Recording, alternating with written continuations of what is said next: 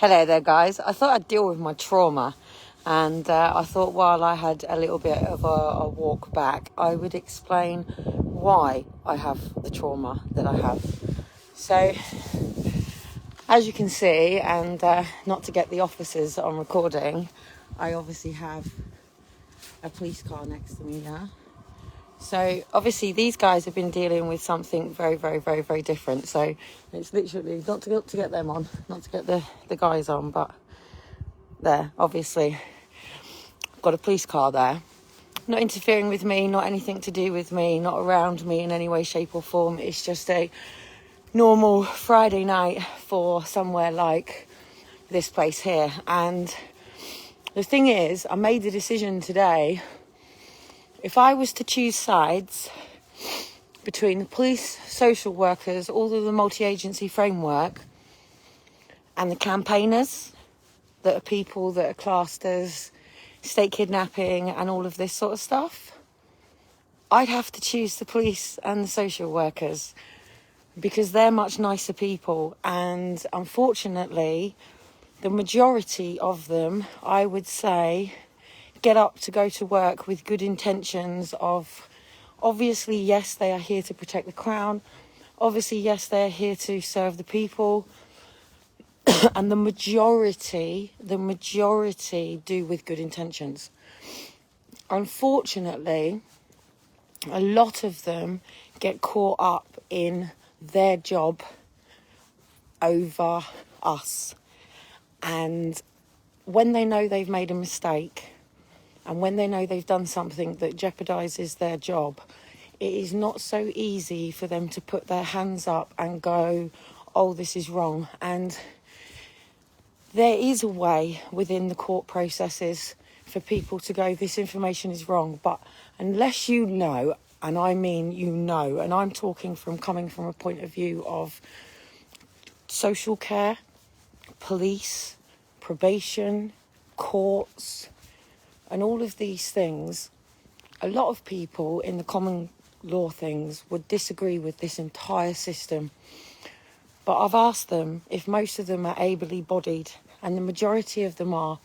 They've got personal wounds and personal scars, and they've got emotional baggage and damage from relationships and family issues, and maybe even breakdowns from their careers. For people who don't know why I'm talking, I've just obviously been dealing with my trauma with a police car again, as I always do when I'm out on my late night walks. And I'm just explaining why I have the trauma that I have and how I'm going to potentially deal with it to leave Portsmouth, because I don't think people know what Stockholm Syndrome is. And Stockholm Syndrome is basically, if you've been kidnapped by somebody and you've been held captive, you can build a relationship with them people where you feel safe. And it's really difficult for people to come away from them situations. It's like all these kids now, there's going to be so many 14 to 17-year-old kids found in quite a lot of different situations, especially foster care kids now that have been used for drug trafficking, prostitution, shoplifting, bloody all sorts, because they're so easy to manipulate, they're so easy to target. So the two little police officers that were sitting in their car, I actually am starting to all get to know. I've been here in Portsmouth now for, since January 2016. And I have pretty much for these years done the same similar walks, from the fact that I'm at the other side now. So if people ever understand where my lives are coming from, hang on, let me turn you around. That's sort of like where all the big buildings are, just at the back there, and there's like a pathway to it. So that's sort of like that estate that I was doing the video on yesterday. So I've been in both of them two tower blocks, and then obviously we come across here to the main sort of roundabout, and just because I can, I'm gonna walk right across it because I fucking can, just because I can. It's just because I can. That's how I am at the moment. It's just because I can, because I'm basically trying to say to people, you can. These structures and everything that exist around us are meant to be there for our safety. It's not meant to be there to imprison us, to make life harder, to make people struggle. I mean, these people here in front of me, You know, I dance. If people want to know what I do, I dance around here. This is the roundabout that I skate backwards around, by the way. So if you ever see me on a live and I'm skating backwards around a roundabout, this is where they took my car off me, by the way. Pulled me in here and took my freaking car off me. That's 4 cars the police have taken off me. So this is Hampshire Constabulary. And obviously we plan, and there's a lot of us involved in this, for civil arrests against Olivia Pickney and a lot of the heads of the police. So let's just put this into a wider perspective of everything, yeah? Most club girls have fucked a police officer, yeah? Most girls that hang around at clubs have probably fucked a security officer, the doorman, and one of these people, a police officer. Yeah, I know, goodness knows how many police officers, these people here. So, because I'm dealing with my trauma, let's deal with my trauma and remind you why I've got trauma again. And in the fact that these people have held and detained me in here and taken me through that back gate while holding my son in that room, right? And that's Elijah. Over what? Nothing. So I've got to the point that I've really had enough. The book's got to definitely happen, but it's so damn important that there's not one time frame that I can get out of line in terms of everything that's gone on, because I've now worked out that when I first ever stepped out, not into the media with Challenge Britain and all of that, which was then edited by the Daily Mail. So people that keep putting up the Daily Mail, that's beating me with the brush of abuse again. I got massively trolled by people in Leyland and Chorley, which is cool and I don't mind. But I'm having to go back and work everything out. And when I first ever stepped out into this, and let me just explain something for people that don't know. After I'd done the 26 weeks, and please know, I didn't have friends, family or nobody around me. I went through this myself, told that I can't speak to anyone, tell anyone. That I didn't have access to anyone's numbers, nothing. I created an event on Facebook and I tried to get hold of every single person that I knew to say, look, this is going on, there's a trial, and I need every person to come forward as character references for me as a mother with Liam, Daniel, Aaron and Faith. And the fact that Liam and Daniel weren't even brought into it. Look, the police know I'm doing it and they got so used to me doing it now, they don't even send cars after me. Usually if I do anything like this, they usually send a car, or if I come up on these cameras around here, it doesn't take long for a car to come and follow me around. And I think they've got so used to me in this city that unfortunately, I think they actually like me. Because one, when I'm out like this, I keep things very calm, by the way. And I'm usually there before things turn into a problem. How do I turn up at these places? The Lord tells me to do so. I go when I'm told. He lets me be where I need to be, whenever I need to be there. But anyway, Valentine's Day. I got a load of Valentine's balloons and all the university done up for Valentine's Day. But I just sort of wanted to explain. I wasn't going to come on live at all, actually. I was just going to enjoy the nice little walk back. But I can't make the next leap that I need to make if I don't deal and face the realities of probably why I spend so much time giving my time to people that would be classed as crackheads, smackheads. And that's probably more to do with Aaron and Faith's dad. And I don't ever talk about Aaron and Faith's dad. But obviously that was his world, his life. And I don't know, I got a real love for them. Even on my walk out today, you know, I bumped into Kyle, who's been clean now for 18 months, probably even longer than that, right? And there's still one that I bumped into tonight, and we've just switched numbers again. And she's a beautiful woman, right? And obviously she's had kids taken. And then when you're out on the streets, you turn to a life of crime, to some people. And she's got the most wonderful voice.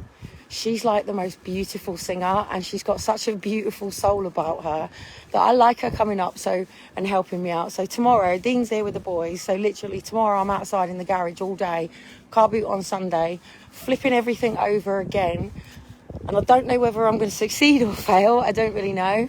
Tomorrow's but a different day. For all I know, Dean can fuck off tomorrow and keep me completely stranded, which he is known to do. It's all right. We're a bit narky with each other at the moment. He's sleeping in the bottom bunk with the boys.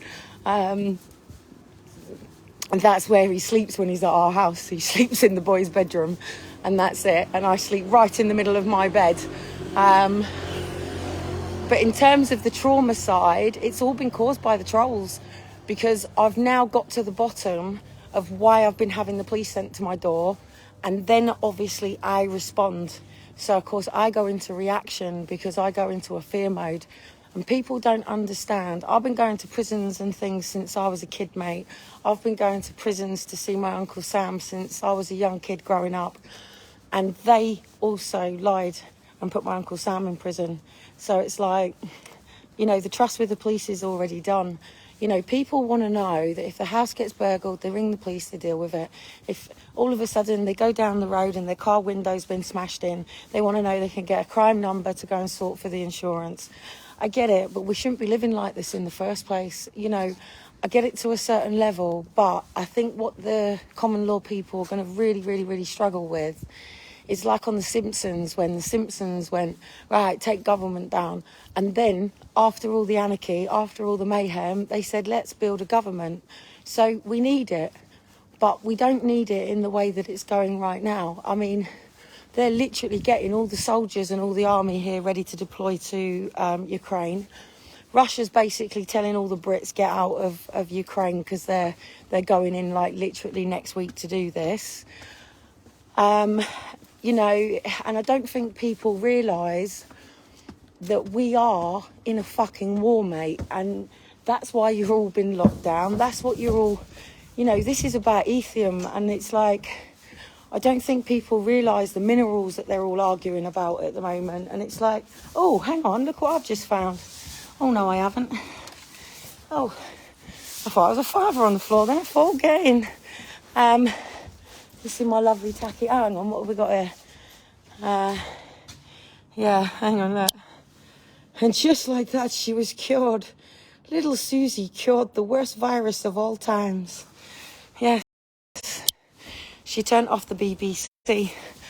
And I think this is what I'm starting to get a bit worried about as well, because no disrespect to everybody, I fucking loved lockdown. Like, seriously, stay in your fucking homes, you assholes, and don't come back out. It's been absolutely beautiful. I've had like 2 years of walking around Portsmouth with it being really, really quiet. Initially, it was nothing more than, you know, people running and panicking to go into the shops, and obviously dog walkers. They were the main people that were out, and we all sort of still spoke to each other. The ones that were all masked and gloved and huddling around was a bit different. But the people that I'm really feeling for right now, it's the old couples. It's the old couples that are huddled up with each other, still going into Asda. And you've got to remember, there's still people watching the BBC. I know you're not clapping at the window on a Thursday, but there's still people who are literally too scared to go out because they believe that people are dropping all over the floor dead. This is how chilled and relaxed it is.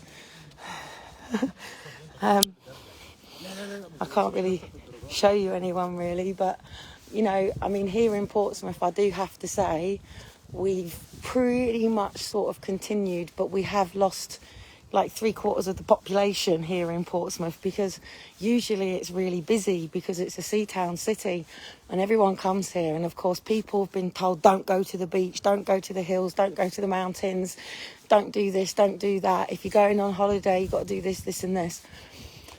What they're going to do to you now, basically, is give you what's called foot in the door. And they're going to go, oh, we're going to ease all this down now, and in the next month it should all be over. And then they're going to hit you, which they've already done with the whole new virus and everything like that. If you understand MK Ultra, and if you understand psychological warfare, and if you understand an intervention, and if you understand a strategy and a business plan, this is a business plan that's been implemented all the way through to 2030, right? And it was planned a long time ago. And there's actually somebody on this live now who will go, We all remember her talking about it, mate. We didn't know what the fuck she was talking about, but we all remember she was going out clubbing, she was writing things on napkins. You know, I was going around to one of my friends using her computer to be able to get on and have a look at houses and all this sort of stuff. And, you know, so, and this isn't exactly where I expected myself to be. I'm just walking to where mine is now. And, but I'm willing to stay in this situation for a little bit longer just to prove a point. It isn't going to put me and the boys at risk in any iota. These people know. Come through my door for my kids, mate. You go out with a bullet to your head. And it's as simple as that. And you know why social workers appreciate that off me? Because they know I'll protect my kids. Yeah? Just like the RSPCA knows. Nobody touches my dog. Nobody touches my kids. Yeah? I deal with my issues, with my boundaries, and nobody gets hurt. The only person that ever gets hurt in anything is me, right? So I'm not the one that has ever been an abuser in that way. All I've ever been is a mother building a career to make sure I can support my children and myself, basically. And that's it. So just to reiterate to people that don't actually get it, I really was in Leyland. And there's somebody here that could go, do people really believe that Kellie is a fake? As in, she didn't really live in Leyland, she didn't really have Aaron and Faith, and she was one of them people in the media which was all a troll. My friends back then can tell you how I set up them meetings, how I did it, and what I was like back then. And they can tell you straight away, I didn't spend any time with anyone but them, yeah? And dropping the kids off at school, going to the kids' activities and meeting up with a couple of mums afterwards and having coffees at their house. And it was 2 different chapters between the mums that I went clubbing with and the mums that I just saw after school. So there really are people out there who started a blog on me, basically. And this was literally just as I came onto the proper campaign track. Not Kellie in the media doing a business plan, but Kellie who had had her kids taken after the Donald Trump pitch. And then writing, they've got my kids, social service have got my kids. So I really was in Wales in Save the Family after losing my address. And the people around there, I don't talk about Stephen, yeah, but they know the relationship that I went through with Stephen. They were there when I had Aaron. They were there when I had Faith. One particular woman here is here when I actually slipped my discs lifting the car seat, which caused all of this with me not having childcare for my kids to go into A&E and being stuck on the sofa, which caused social in Leyland to sort of raise up their head and go, well, you know, she's not serious enough for us to help, leaving me on the sofa. So then obviously doing my back again, and then it leading to Aaron and Faith being taken from the hospital. And these people, I literally had no money whatsoever, and I got on a train to London. And the reason that I got on a train to London is because I went online and they said there was this event called Stolen Children of the UK and there was going to be like 4,000 people there. So I thought, if anyone's going to know what to do, and I'd only just got the care and placement order. I didn't know I was coming onto a platform of Belinda McKenzie, Ian Joseph, and all these people that have been around for 30 years.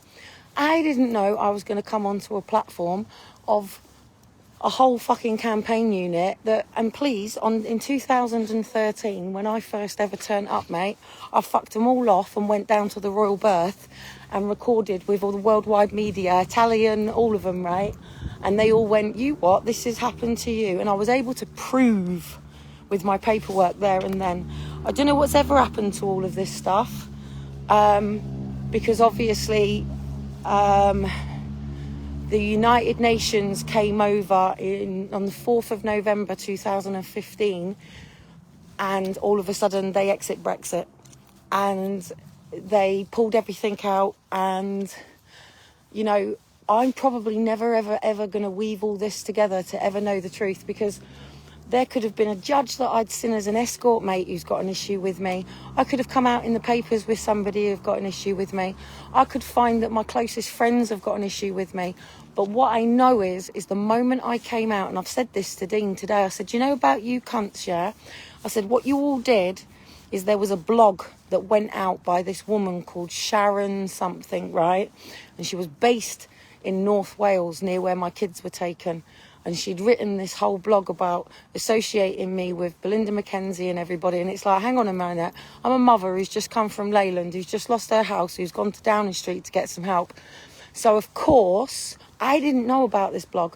So it explains why everybody's been giving me so much shit.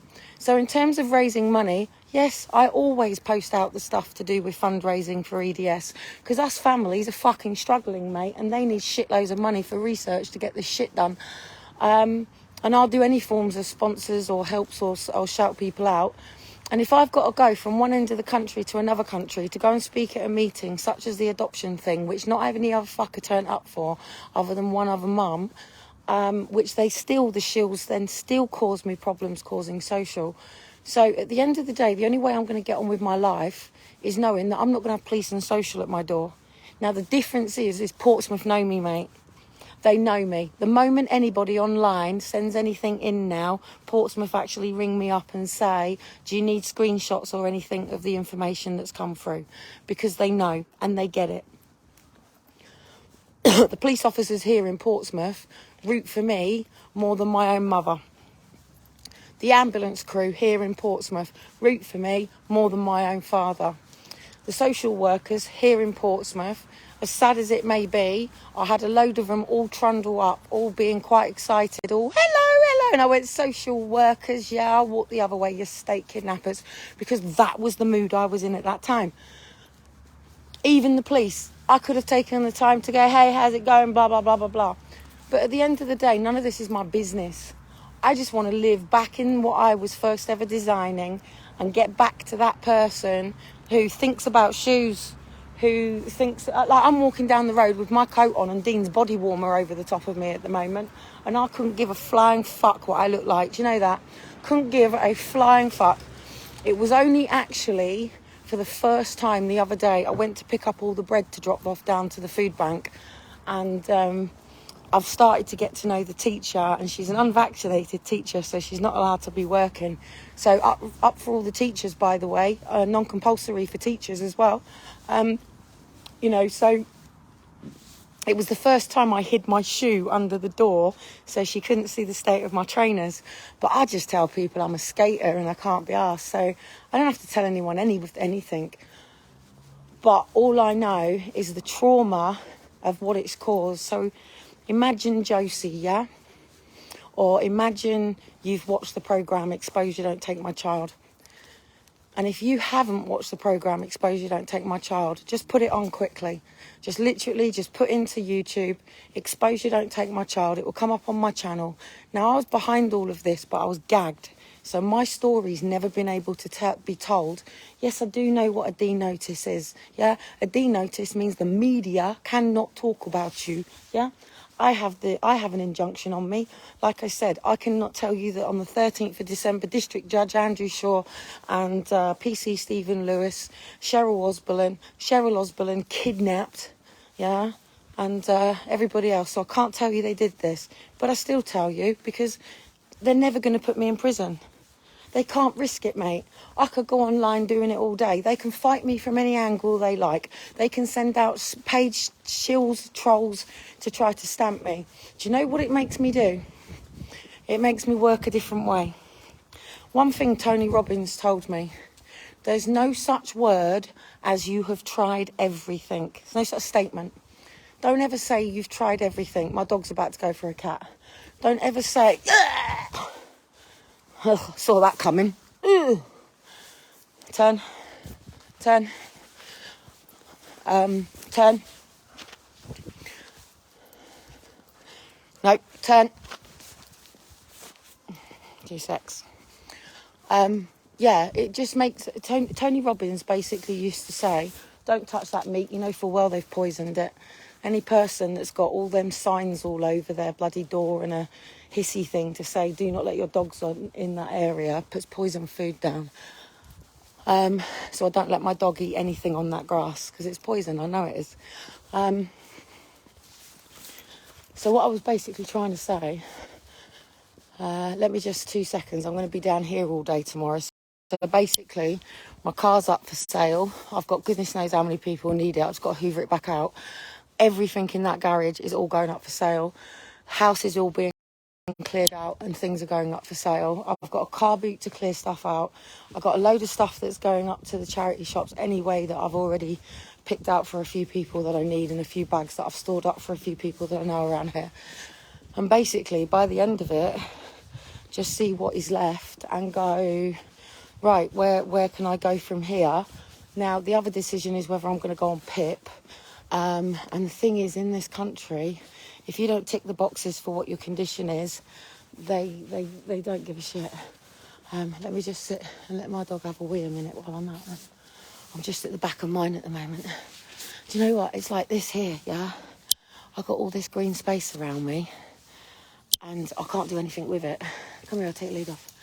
I can't do anything with it. So I have to, whatever it takes, go from here. But the problem is my mind's been so got at, so to say, in terms of, it's like being a rabbit trapped in headlights. And the reason that I go the way that I do with the police is because otherwise I would protest to the public. And I don't think the people here are ready for that next level. You just need to dance. So it's going to be a lot of dancing in London. XR's going out with the whole dance stuff. So there's going to be Jerusalem, Cha-Cha Slide. There's a couple of them, and they're all pretty much based around something that I'm trying to build up to. I am still going up on the ropes. I am still pushing with my skating, but I've lost my confidence because of my stopper. And I don't know what the fuck's going on with Dean and my mum and all of that sort of stuff, but I do know it's not them behind the website. So I believe this is still connected to Sharon. I believe she brought a lot of people in, which are called flying monkeys. And that's why I had all of the shit. And that's why we failed in all of the stuff that we were trying to do, basically, because of these cunts.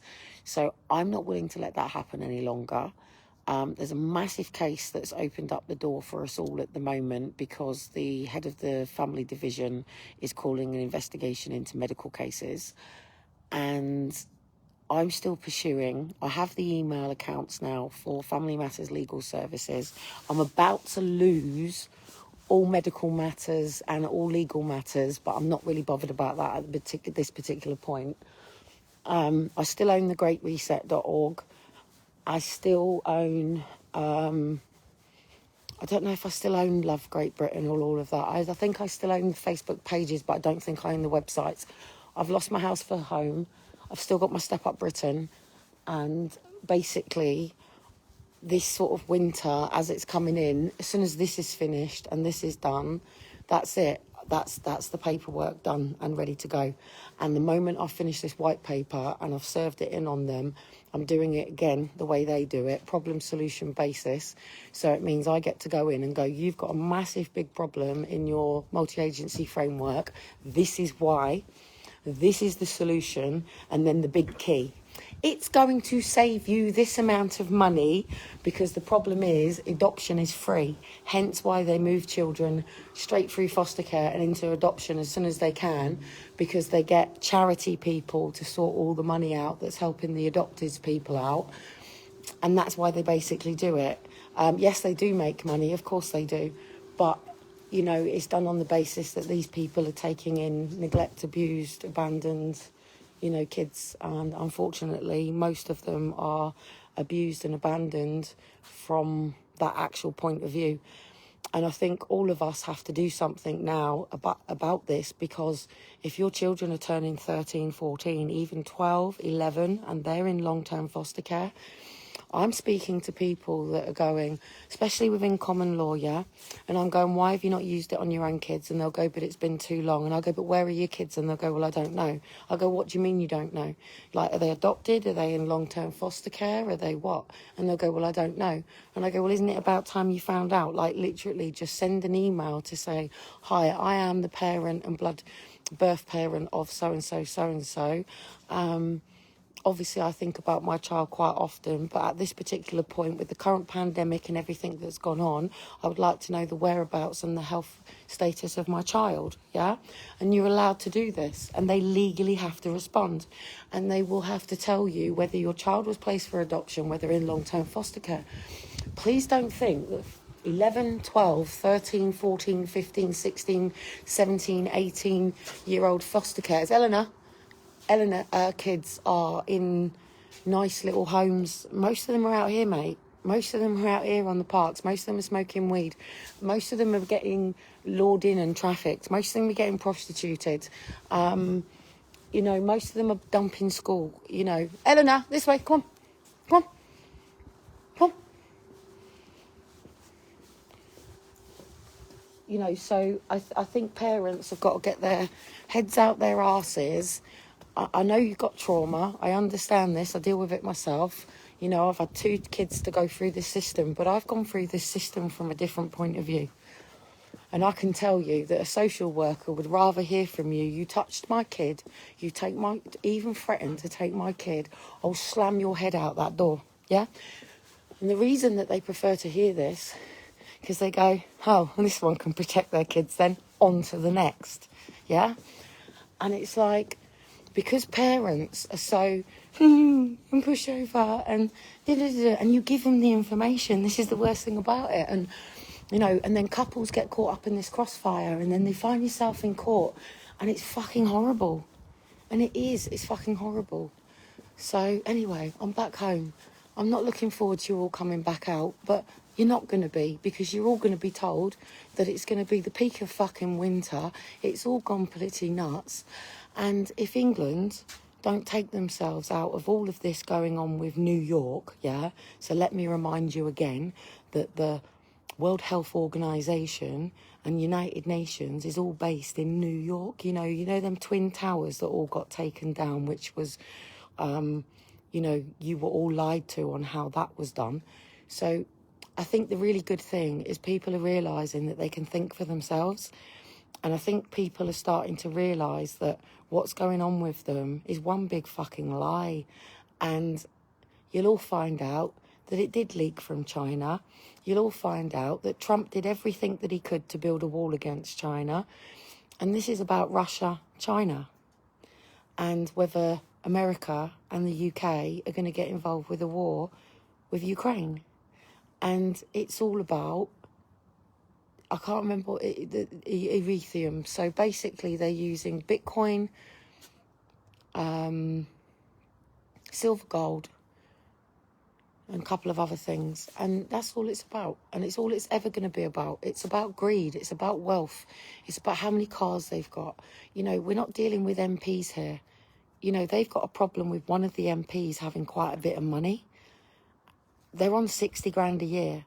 The reason that I wrote 60 grand in the papers is because I was planning to run as an MP in Leyland, but due to Stephen, credit score, everything going wrong, it fucked up my property, blah, blah, blah, blah, blah.